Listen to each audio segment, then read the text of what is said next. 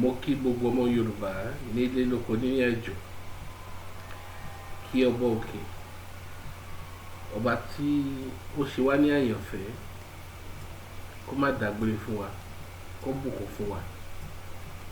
Ètò yìí máa dúró lórí ẹ̀yin ọmọ Yorùbá ẹ dìde, ẹ̀yin ọmọ Yorùbá ẹ dìde, ẹ̀yin ọmọ Yorùbá ẹ dìde. Àwọn ìbéèrè tá a máa béèrè ni pé ṣé gbogbo ohun tó ń lọ níwájú wa, bí ìlú ṣe bàjẹ́, bí àwọn ará ilé yín tí wọn kò róúnjẹ jẹ, tí àwọn àjòjì tí wọ́n wọ̀lú yín wá tí wọ́n gbalẹ̀ yín, tí wọ́n gbalẹ̀ yín, tí wọ́n gbọ̀nà yín, ṣé ó tẹ́ yín lọ́rùn? Ṣé ó tẹ́ yín lọ́rùn? Ẹ yẹ kí àwa Yorùbá tó yẹ pa wà nínú ẹ̀mí, àwa tá a mọ̀ tọ́ àti ẹni tí ó mọ̀ tọ́ gan kó dáhùn ìbéèrè yẹn. Ṣé bí ìlú ṣe ń dàrú, tí àwọn àjòjì ń gbalẹ̀ yín, tí àwọn ọmọ yín jẹ̀yà, obìnrin daṣẹ́wó, gbogbo àwọn ọmọ ọkùnrin di yahoo, èyí tí yóò di yahoo wọ́n fẹ́ jápa kúrò ní orílẹ̀-èdè Nàìjíríà, orílẹ̀-èdè tágbé Nàìjíríà. Ṣé ó tẹ́ wa lọ́rùn? So ìdí rẹ̀ tí mo sọ pé ètò yìí máa dúró lórí ẹ̀yin ọmọ Yorùbá ẹ dìde.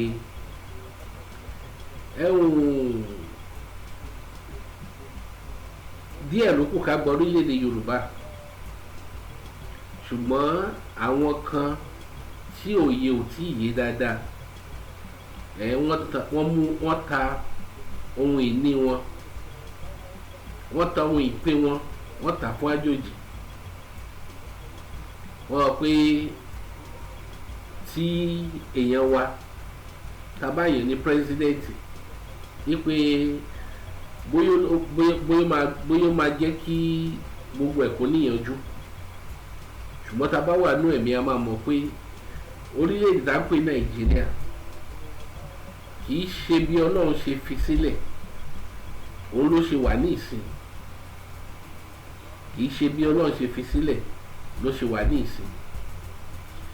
Ọba òkè tó dá wa, tó dá ohun gbogbo, ó mọ bí ohun gbogbo ṣe yẹ kó rí.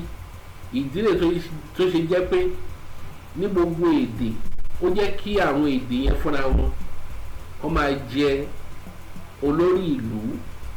Ó jẹ́ káwọn èdè yẹn kó jẹ́ tó máa darí ìlú. Nítorí pé tí àjòjì bá ti wọnú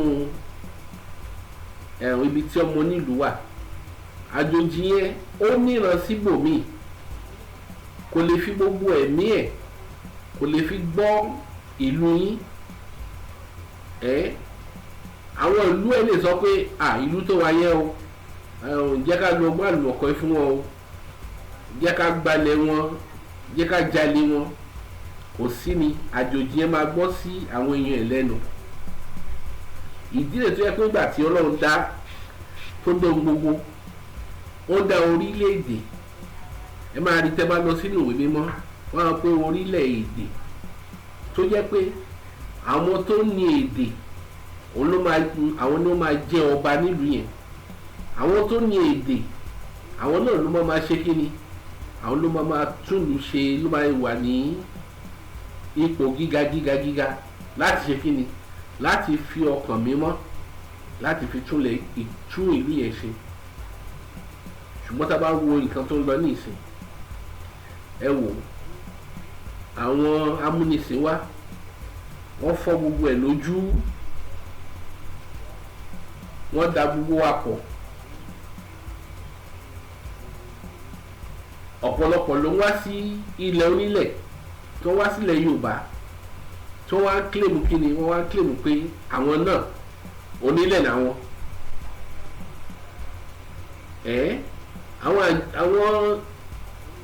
Àwọn èdè míì wọ́n máa wá sórí èdè yín lẹ́gbàá tó yẹ kí wọ́n ti jẹ, wọ́n ti mu. Ilẹ̀ yín gangan ló jẹ́ kí wọ́n lówó, ilẹ̀ yín ló fún wọn lóúnjẹ. nítorí pé nígbà tí wọ́n ń bọ̀ sí orílẹ̀-èdè yín ẹlòmíì aṣọ ẹyọ kan ló mú dání, ẹlòmíì bàtà ẹyọ kan ló wọ̀ dé ìlú yín, ẹlòmíì kò tiẹ̀ ní owó lápò tó fi wọ ìlú yín. Ṣùgbọ́n tẹ́ bá lọ wo nísìnyí ó ti kí ni ó ti kọ́ ilé mọ́lé, ó ti ra ilẹ̀ mọ́lẹ̀, ó ti bímọ sílùú yín, ìlú yín ti gbéga, ó ti sọ owó. Ṣùgbọ́n nítorí pé wọ́n ń ṣe ọmọ onílùú, nǹkan kan ló máa wà lọ́kàn wọn, báwo ni àwọn ṣe máa gbà lù ìmọ̀ àwọn pípé lọ́wọ́. Nítorí pé ní ìsìn ohun ìní mi ó ti wà nílùú yìí, mo ti ra ilẹ̀ mọ́lẹ̀, mo ti kọ́lé mọ́lé, mo ti ṣe gbogbo ẹ̀. Nǹkan kan ló máa ṣe, ó máa bẹ̀rẹ̀ sí pàdé àpòpọ̀ mọ́ àwọn èèyàn tiẹ̀ láti gba ilẹ̀ yìí. Òun la rí tó ń lọ táwọn kan máa wá náà pé àwọn ìlú kan ló fàǹdì ìlú Èkó. Èkó is no man's land. Nígbà tó yẹ pé amọ̀ bí ìtàn Èkó ṣe rí. Èkó kí wọ́n tiẹ̀ tó ṣe òwò ẹrú, ó ní ìlú Èkó ti wà. Ọ̀pọ̀lọpọ̀ ló máa ń sọ ìtàn Èkó jẹ́ pé láti ibi òwò ẹrú lásán wọ́n ti máa ń sọ Èkó. Èkó ti wà kí òwò ẹrú kó tó wà. Àwọn olówó ìlú Èkó, àwọn Yorùbá, kì í ṣe Yorùbá kan ló wà ní Èkó. Ìjẹ̀ṣà wà, Ìlàjẹ wà, Àwórì wà, Ẹ̀pẹ́ wà, Ìjẹ̀bú wà. Ká fi mọ̀ pé ìlú Èkó ilẹ̀ Yorùbá ni. Àwọn Bàdágìrì wà, Bàdágìrì Yorùbá náà ni wọ́n. Bàdágìrì Yorùbá náà ni wọ́n ti wà. Ṣùgbọ́n ní ìsìn àwọn kan wá wọn pé ní 18 something sí àtìgbà tí ìlú Èkó ti wà. Ìlú Èkó ti wà more than 1000 years. So téèyàn kan bá wá ní ìsìn tó ń sọ history Èkó fún yín láti 18 something, kílẹ̀ ká sọ fẹ́ ni ẹ pé ẹ má bínú o, ìtàn yẹn mọ́ dáadáa ni. Èkó ti wà before 18 something. Èkó ti wà 1000 years before, more than 1000 years. Àwọn olówó wà ńbẹ̀, àwọn ọmọ Yorùbá náà ló wà ńbẹ̀. Èdè Yorùbá wọ́n ń sọ, oúnjẹ Yorùbá ni wọ́n ń jẹ, everything Yorùbá ni wọ́n ń ṣe ńbẹ̀. O lè wá láti ibìkan nìsín kó sọ pé kó sọ pé wá láti ìlú kan kó sọ pé orúkọ ìlú yẹn ni wàá máa jẹ́ nínú ìlú Èkó, kò possible. Olúkálukú ní ilẹ̀ tiẹ̀. Ìwọ tó jẹ́ Ìgbò, ilẹ̀ Ìgbò. Ìwọ tó jẹ́ Bìní, ilẹ̀ Bìní. Ìwọ tó jẹ́ Cross River, ilẹ̀ Cross River. O lè dẹ́kun ní ìsìn kan pè ẹ́ ní ọmọ Cross River Lagos State. O lè dẹ́kun ní ìsìn kan pè ẹ́ ní Benin Lagos. O lè dẹ́kun Èkó kan pè ẹ́ ní Igbo Lagos. Àwọn tó ti wà ńbẹ̀ náà ló wà ńbẹ̀. Àwọn náà ni wọ́n máa pè ní Yorùbá, ilẹ̀ Yorùbá ni. Ẹ wò ó, Èkó, Abẹ́òkúta, Ìjẹ̀bú, Ìbàdàn, ẹ wo bí wọ́n ṣe link. Eléyìí kò sí, kì í ṣe kan tí èèyàn máa jiyàn lé lórí. Ẹni tó bá wá tó bá bẹ̀rẹ̀ sí kéwòn pé 18 something, kí ni 18 something ní ṣe pọ̀ 18 something pẹ̀lú 1000 years ago. 18 something is just how many few hundred years. Ìlú Èkó ti wà before then. Nílùú Èkó ni àwọn òyìnbó ti kó ẹrú ní around 16 something. 16 something compared to 18 something. 18 something is just even 16 something pẹ́ ju 18 something lọ. 16 something wọ́n ti kó gbogbo Yorùbá lọ sí Brazil, Caribbean Islands, Cuba, Panama. Orílẹ̀-èdè Yorùbá wọ́n ti kó gbogbo wọn so àwọn ni wọ́n kó gbogbo ayé àwọn Yorùbá ni ní gbogbo Èkó Benin Republic even Togo Ghana gbogbo Yorùbá pọ̀ mbẹ̀. So téèyàn kan bá wá ní ìsèjà ìlú Èkó was founded by Benin. Ìlú Èkó wasn't founded. Ìlú Èkó, you are given the glory, the grace to come into Lagos and establish yourself, establish a business. You're supposed to be appreciative. You're supposed to be appreciative that these Yoruba people, they allowed me into their country. I was able to establish business, make ends meet, grow into glory. You're supposed to be thankful, not coming to Lagos and say Benin established one part of you.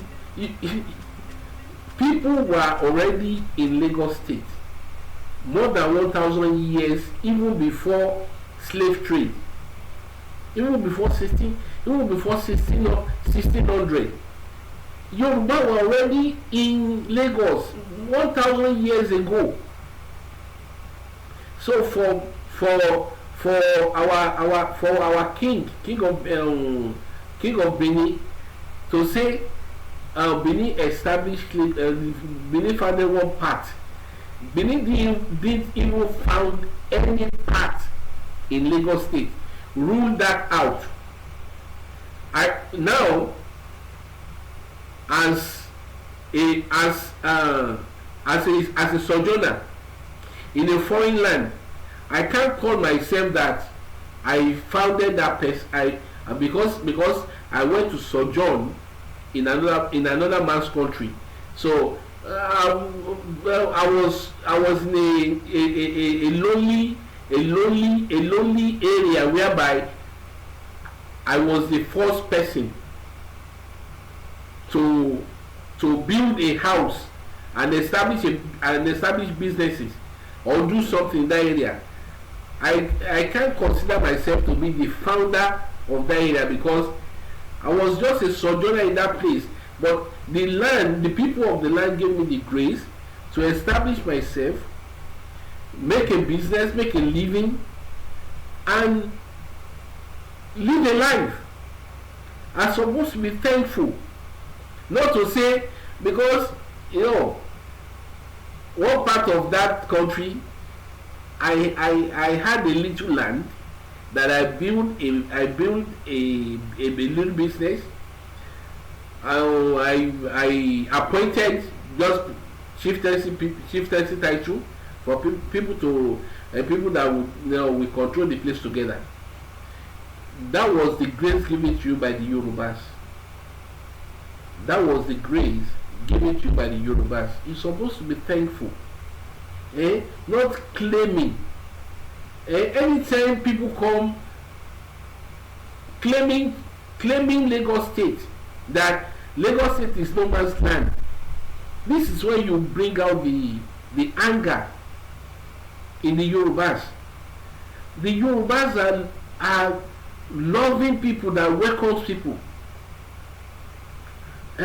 They welcome you. They like strangers. They like to welcome strangers. It's part of our culture. We welcome strangers. We treat them like ourselves.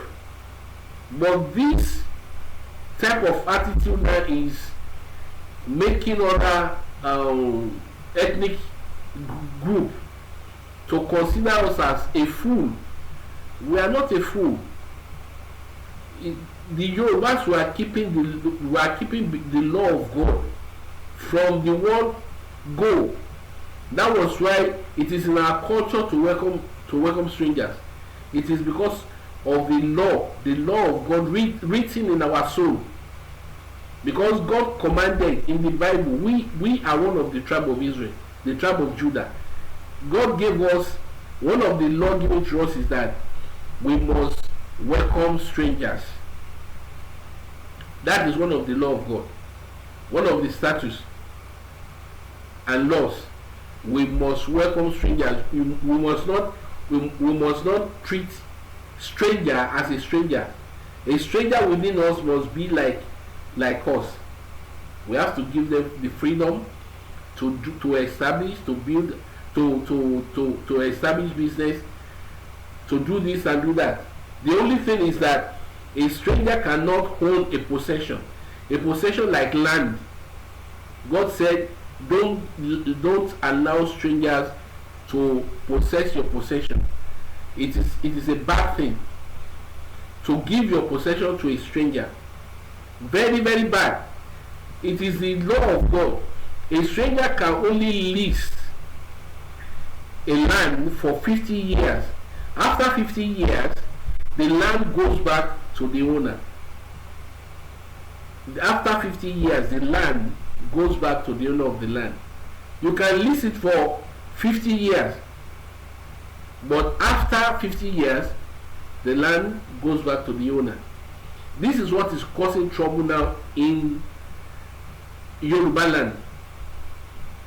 They've given the land to so many strangers that the strangers now believed part of Yoruba land is their possession, which is contrary to the law of God. Don't give your possession, don't sell it. When God created the 12 tribes of Israel, He gave them their possession. One tribe, this is your possession. Tribe of Judah, Reuben, Asher, Zebulun, this is your own possession. Judah must not cross over to Asher and say, I want to possess your possession. I can only rent the land for 50 years from any ethnic tribe that I went to sojourn with. I can only rent the land for 50 years. After 50 years, the land goes back to the real owner. So this way, stranger will not be claiming in the future. Stranger will not be claiming that this your possession is part of my possession. No, your possession is where your people are. Your possession is where your people are. Yoruba possession belongs to the Yoruba. Igbos belongs to Igbo. Hausa belongs to Hausa. Any Hausa that comes to Yoruba land to buy land, after 50 years you must return the land to the Yorubas. After 50 years, the vice versa. The same thing the Yorubas that goes to Hausa land to buy land, after 50 years the land goes back to the Hausas, to the owner of the land. The possession must not be transferred to another ethnic group. This is how God made it. Possession must not be transferred to other ethnicity. So our fellow Benin brothers, Edo brothers, Igbo brothers, you have to obey the law of God. Coming to Yoruba land to establish yourself, to earn a living, to make a life, you should not be claiming that land as part of your possession. You should not be claiming it. This land is no man's land. This land is, you came there with nothing. Now the land make you so rich. Don't you know that the land is blessed? You should be thankful that, wow, going back to memory lane, I came into this land with 10 kobo or almost with nothing. But now look at me, after 20 years, I'm so rich. You have to thank the people. You have to be appreciative to the people, to the land. That was how God made things. A land that blessed you, you have to bless the people of that land and be appreciative that When I came into this country, wow, I must tell you the truth. I came with nothing. Now, there are some Igbos, there are Igbos that are claiming they made Lagos, they are the one making Lagos rich. Lagos made you rich. The land of Yoruba made you rich. Because you have to compare when you came in. You have to compare to now. That is how they measure the wealth of life, riches of life. That's how they measure it. When I came in, where I am now. When I came in, what did I have? Now that I'm here, now how much am I having?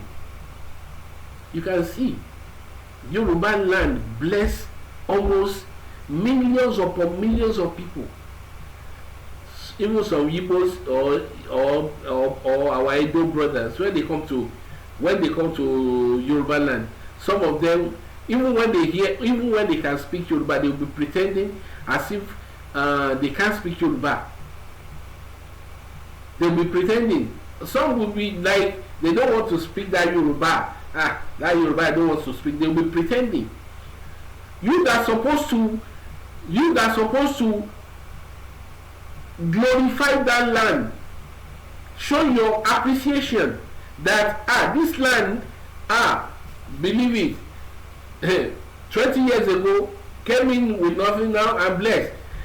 You have to try to speak try to perfect your Yoruba like a Yoruba man, to show your appreciation.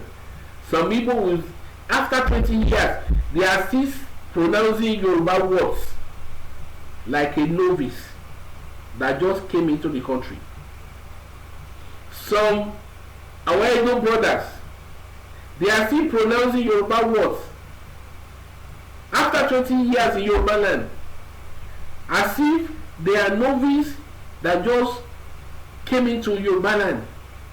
But when they go to when they travel to Europe, they want to master the language of Europeans, people that are far from you, as per family, as per relative, as per ethnicity. They are not part of you. They are far strangers totally. But when you get to the land of the Yorubas, you'll be pretending that as if you can't speak Yoruba. Or some of them, they don't even want to learn the Yoruba. The land that made you rich. What is that? You are so proud against that land.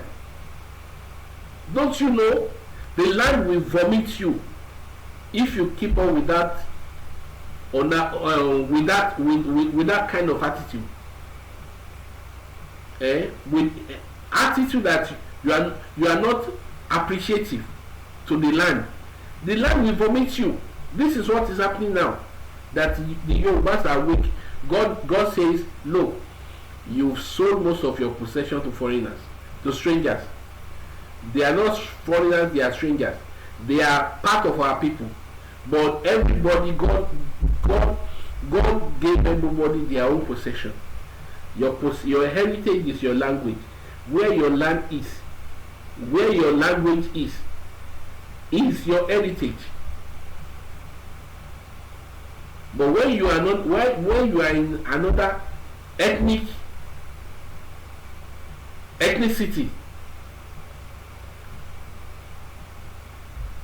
that is the you are in a strange land that is far from you.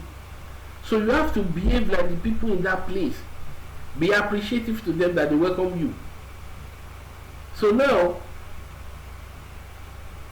the Yorubas, God is now directing their mind to wake up to what is going on. That look, you've sold most of your possession to strangers. Now you have to come back you have to take everything, you have to reconstruct everything, you have to mold everything again. Now to our Yorubas, àsìkò ti tó láti dìde. Ẹ má jẹ́ kó balẹ̀ yín kan kó tó di pé fẹ́ ṣe kankan. Àsìkò ti tó. Àti gbalẹ̀ àti establish Yorùbá, àti establish Yorùbá nation already. Ṣùgbọ́n èyí kan tó yẹ pé ẹ̀ ń sin èèyàn kàkà kẹ́sì lóyún ẹ̀ ń sin èèyàn. Ẹ̀yẹ́ bá gbé Sunday Igboho kí ní sí. Ṣé Sunday Igboho rẹ̀ kẹ́sì? Ṣé bàbá Akíntóyè rẹ̀ kẹ́sì? Ẹ fi ohun tó yẹ sílẹ̀ tẹ́ jà fún. Ẹgbẹ́ oúnjẹ alẹ́ yín ẹgbẹ́ fún kínní bí Yorùbá ti máa ń sọ. Ìwọ tó kígbe Yorùbá nation all of a sudden boom àgbo ẹ mọ́, all of a sudden o change gbogbo title gbogbo tọ́pìkì lórí media platform ẹ o change gbogbo topic. O mọ̀ pé apààyàn ni ẹ traitor, you are a traitor. Nǹkan tó ń pè ní traitor nìyẹn tó wáyé pé wọ́n ti ẹ̀ wáyé pé Yorùbá àti bẹ̀rẹ̀ kínní ìjọba délé. Most of these traitors supposed to be judged. Most of you traitors ó yẹ kó gbogbo ẹ̀yin tẹ́ jẹ́ pé ẹ bẹ̀rẹ̀ iṣẹ́ yẹn ẹ débì kan ẹ wá sá sẹ́yìn Sunday Igboho. Kì í ṣe Sunday Igboho ló kì í ṣe pé torí pé kì í ṣe torí pé o fẹ́ pé kì í ṣe torí pé o lọ́ọ̀bù Sunday Igboho lọ́ọ̀bù ẹ̀ wàá betray Sunday Igboho náà tó bá yẹ pé òun náà ní the main iṣẹ́ yìí wà lọ́wọ́ ẹ̀. Ṣùgbọ́n Ọlọ́run yan màmá wa Modúpẹ́ Onítìrí Abíọ́lá tó yẹ pé ó wà positive láti carry on. Ó ní àwọn blueprint nǹkan tó yẹ pé ó lè jẹ́ kí ìrìn àjò kó wà faster. Ẹ̀yin kan ẹ kàn wá from nowhere. Ọjọ́ tó yẹ pé mo rántí ọdún ẹ̀jẹ̀gbọ́n wò pé èyí kò sí ni tí bóyá lọ pé Sunday Igboho máa announce pé kínní tí Sunday Igboho bá announce orílẹ̀-èdè Yorùbá ti wà establish. Nǹkan tó wà depressing dejective ó ní pé wọ́n kàn da gbogbo ẹ̀rú láti bẹ̀ yẹn. mo fẹ́ wo iṣẹ́ tí èṣù ṣe. mo pín bí màmá wa Modúpẹ́ mo yìí sọ pé Sunday Igboho ó máa announce lọ́jọ́ báyìí tí Sunday Igboho announce lọ́jọ́ yẹn mo pín definitely Yorùbá ti orílẹ̀-èdè Yorùbá ti kó ó ti establish. wọ́n kàn change news. Mọ̀ wá pààyàn ní sá èyí tẹ́ ṣe gbogbo iṣẹ́ yìí apààyàn níyìn. Àwọn èèyàn ti kú sínú journey tá wà nínú ẹ̀. Ó wà ní pé ká establish kínní on a particular day ẹ kàn change ẹ ní. Ṣùgbọ́n nígbà kan kógun tó délẹ̀ tí ń lérí ogun dé tán ẹ lè jà mọ́. Abẹ́ pápá lẹ ti ń yọjú omi ìrèké lẹ́fí síbẹ̀ lẹ́fí wẹ́ mọ́. Omi ìrèké lẹ́fí síbẹ̀ kógun tó dé o ẹ ti dánú èmi a máa da inú Èkó rú ní gbogbo ẹ̀ I can bet it. Èmi nìkan lè parí iṣẹ́ yẹn máa parí ẹ̀. All of a sudden ẹ tó dánú bí àjàkàrà ẹwọ omi tó wà lọ́jọ́ tòní. Sunday Igboho ẹ̀ lè support ẹ̀ mọ́ torí pé kí ló dé. Sunday Igboho àṣírí ti túnde tó yẹ pé lè dúró sẹ́yìn ẹ̀ kẹfì gbojúmọ́. Ẹ wá ń ṣe àwọn rubbish topic lórí media. Ẹlòmíràn sọ̀rọ̀ pa Ìgbò, ẹlòmíràn sọ̀rọ̀ pa Tinubu. Kí nìyẹn ní í ṣe pẹ̀lú gbogbo jọ́ọ̀nì tàfẹ́ ni? Ẹ má ṣe rárá láti bẹ̀rẹ̀. Keep your own media platform to yourself. Ẹ má lo Yorùbá láti fi gbé ara yín ga. ẹni wá fi Yorùbá gbé ara ẹ̀ka tó wà padà sẹ́yìn apààyàn ni traitor ni ó yẹ kó ṣèdájọ́ ìgbà tó bá yá. ẹ̀yin ọmọ Yorùbá ẹ jẹ́ ká dìde, àsìkò ti tó. ṣé ẹ má jẹ́ kí báwọn orílẹ̀-èdè ẹ wò ọmọ mélòó ló fẹ́ kú tẹ máa fi ẹlẹ́sìn pé the only solution tó wà wájú wa is ká establish Yorùbá nation. ọmọ òkè fúnra ẹ sọ èèyàn ò lè gbọ́jú ọmọ òkè lọ, kò sẹ́ni tó lè gbọ́jú ọmọ òkè. ọmọ òkè sọ pé I will save the 10th of Judah first. àwa ni ọmọ Judah. ancient Yorùbá ni wọ́n pè ní yehudah tó jẹ́ pé Yorùbá náà ní the same meaning. ṣùgbọ́n mo rò pé tìtorí pé òun fẹ́ ṣe ohun tuntun lórílẹ̀‐èdè ayé, òun fẹ́ tú gbogbo àwọn ọmọ Israẹli ọmọ ìdílé ló fẹ́ tú wa sílẹ̀ lóko ẹrú.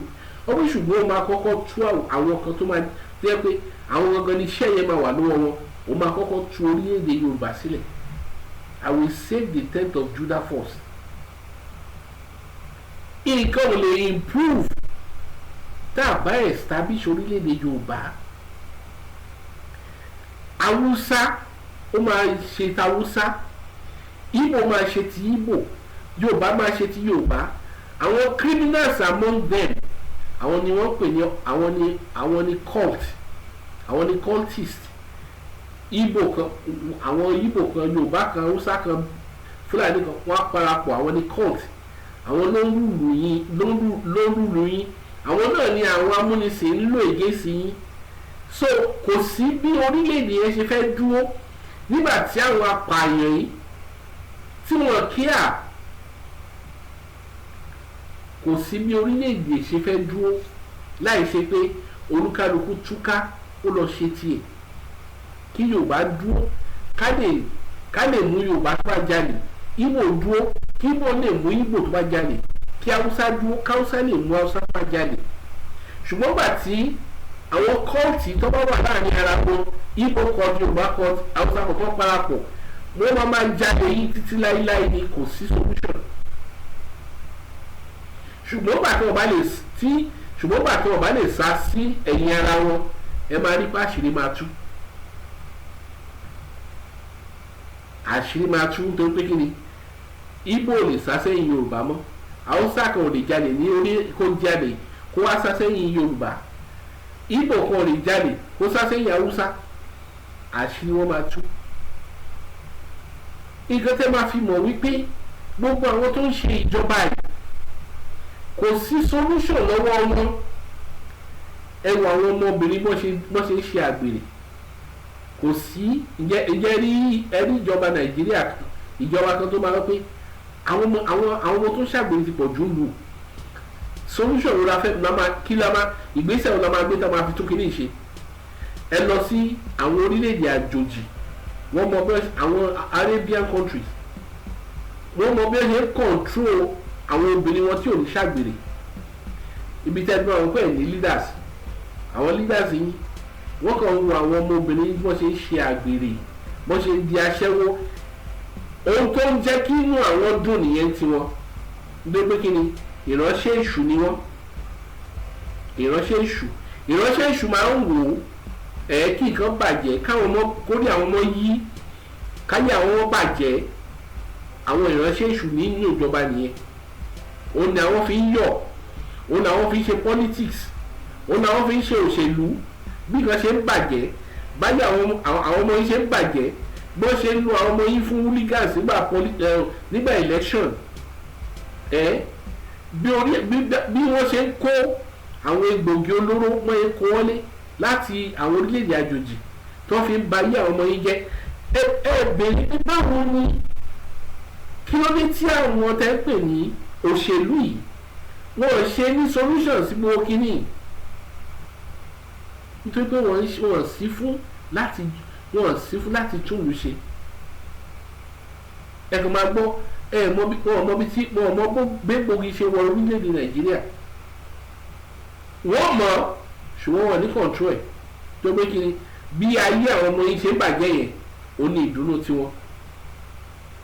ẹ̀yin ọmọ Yorùbá àsìkò ti tó láti dìde. tá a bá wá solution solution ò sínú àṣepọ̀ tó ń pè Nàìjíríà. A ti declare orílẹ̀ Yorùbá, kí ni ká ṣe?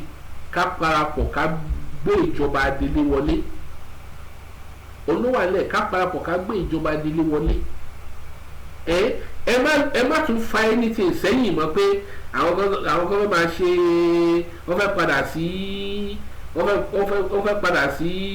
wọ́n ń ṣe kí ni wọ́n pè, wọ́n lè káàkiri títì Yorùbá nation àti Yorùbá nation ti kọjá àṣẹ fún gbogbo yẹn mọ́, eré ọmọdé nìyẹn. Adélé màmá wa sọ pé àwọn máa bá adélé wọlé, kí gbogbo wa parapọ̀. Very simple. Ìjọ orílẹ̀-èdè Yorùbá ti establish. Ẹ̀yin traitors ẹ̀rù kúkú wàdà, ibi tẹ́ máa ti rí ìdáríjì ẹ̀ṣẹ̀ nìyẹn. Ẹ̀yin traitors apààyàn. Sunday Igboho my father, Sunday Igboho bàbá mi, Sunday Igboho kò lè wò lọ́jọ́ ìdájọ́. Sunday Igboho tiẹ̀ ní dúró tiẹ̀ tọ́lọ̀ bá máa dẹ́ ilé ẹjọ́, ẹ máa fi Sunday Igboho fi ṣe cover up iṣẹ́ tí wọ́n ṣe, iṣẹ́ tí o ṣe fún orílẹ̀-èdè ẹ̀, òun ni Ọlọ́run béèrè lọ́wọ́ ẹ̀. Kì í ṣe Sunday Igboho my father, Sunday Igboho ọkọ mi, my father. Ọwọ́ méjì fún Sunday Igboho, ọwọ́ mẹ́fà ọwọ́ méje. Sunday Igboho fún ẹ ó máa dúró lọ́jọ́ ìdájọ́ wípé ìwọ ránṣẹ́ ṣe bó dìde ó sọ pé ìkan tó bá gbà ní wàá fi ṣe Yorùbá nation ó gbọ́dọ̀ dùn. Ó máa ṣèdájọ́ ẹ, ìdájọ́ ẹ dẹ̀ máa bẹ̀rù èdè ayé ní pé àsìkò ń bọ̀.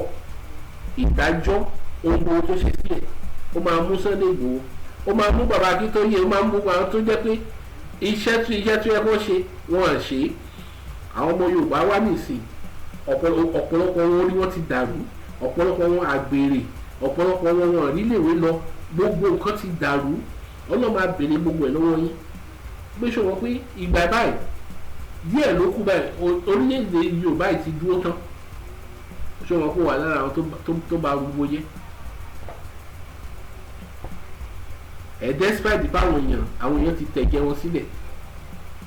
Ẹ̀yẹ wọn Yorùbá, ohun tí mo fẹ́ sọ ni lórí ètò yìí, ẹ dìde kí gbogbo wa ṣe kí ni, ká parapọ̀. Ṣé ni yín dùn? Ṣé bẹ́ẹ̀ ṣe ń ṣe mídíà tẹ́ fi orílẹ̀-èdè Yorùbá ṣe yẹ̀yẹ́? Ìlú tún ti bàjẹ́ ọ́, àwọn olè wọ́n tún ti pààyàn ní kiri o. Ṣé yẹn ló dùn mọ́ yín nínú ni? Àwọn nǹkan tí ò yẹ, àwọn eré ọmọdé tí ò yẹ kéèyàn ṣe mọ́. Tá bá gborílẹ̀-èdè Yorùbá nìsín nídìí láti máa ṣe gbogbo rọ́bìṣì mọ́. Ẹlòmíì láti gbowó lọ́wọ́ YouTube. Ṣé èlò YouTube fún ẹ tí orílẹ̀-èdè Yorùbá tó wá ti settle? O nídìí ẹ̀, o tiẹ̀ nílò pọ̀ owó YouTube. Owó YouTube máa dàbí ìgbẹ́. Wàá mọ̀ tí orílẹ̀-èdè Yorùbá bá dúró tán, owó YouTube wàá máa wọ pé àwọn ẹ̀wọ̀n kí mo fẹ́ fi ṣe, mo jẹ mo owó wà yìí, mo ní mọ́tò, àwọn omi gan lo mọ́tò, kí mo fẹ́ máa dó sórí kìnìún kan máa ṣe YouTube. Nítorí pé kí ni ìlú ẹ̀ kò tí ì dáa, òun ló ṣe jókòó tó ń sọ̀sọ́kúsọ. YouTube sọ ẹlòmíì di wèrè, YouTube ó ti sọ ẹlòmíì di wèrè.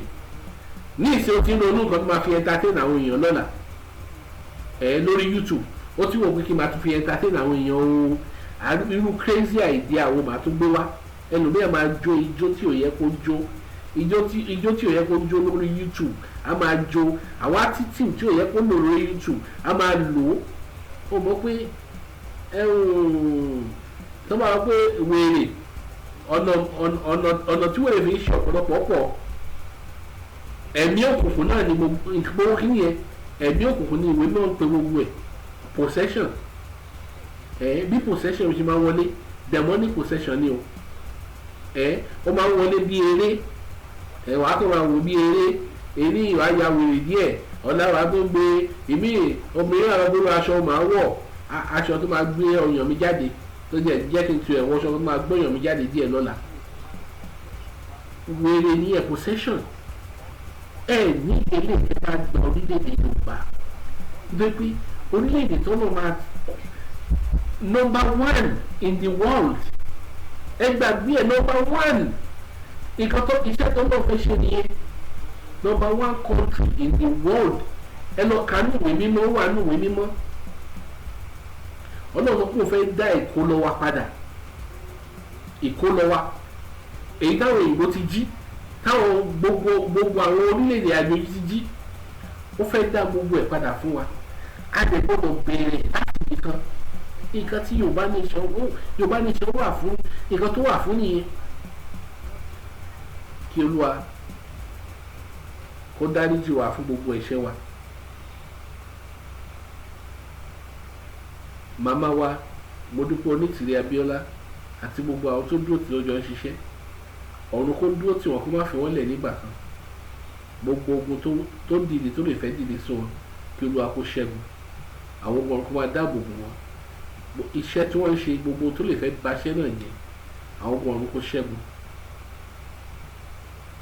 ẹ jẹ́ kí gbogbo wa dìde màmá wa sọ pé àwọn màmá wa Modúpẹ́ Onítìrí Abíọ́lá pé àwọn náà máa wọlé ẹ jẹ́ ká padà sí ìgbà bíi ti everybody wà ní ìṣọ̀kan gbogbo ẹ̀yin tẹ́ ń dúró sẹ́yìn Sunday Igboho ẹ fi Sunday Igboho sílẹ̀ ẹ wá parapọ̀ ká sọ pé a ti declare o ìjọba délé ti wọlé o kẹwàá wò bóyá orílẹ̀-èdè Yorùbá ti dúró àbí kò tí ì dúró ṣùgbọ́n níwọ̀n bá tẹ́ bá fi Sunday Igboho parọ́ ẹ ń sẹ́sẹ́ yìí náà lò ṣe iṣẹ́ tọ́nà fún ẹ nìyẹn ṣé nǹkan tó máa tú àwọn ọmọ ẹ sílẹ̀ lóko ẹrú nìyẹn ṣé àwọn pé nǹkan tó ń lọ yìí nǹkan tó ń lọ lórílẹ̀ ayé tí wọ́n bá fi bẹ̀rẹ̀ ogun tó wọ̀ orílẹ̀-èdè tó wà yẹn ò sèwò ń bẹ̀ ẹ kọ́ sílẹ̀ o orílẹ̀-èdè tó wà lẹ́nìí tó rò pé wà ní Yúróòpù àbá Amẹ́ríkà pé oúnjẹ ìwọ́kú oúnjẹ ó mu ó sèwò ń bẹ̀ nígbà tó bá bẹ̀rẹ̀ tọ́jú olùwọ̀ àwa kú iṣẹ́ tó ṣe sílẹ̀ kí Olúwa kó bùkún fún wa àmì lórúkọ Kristi.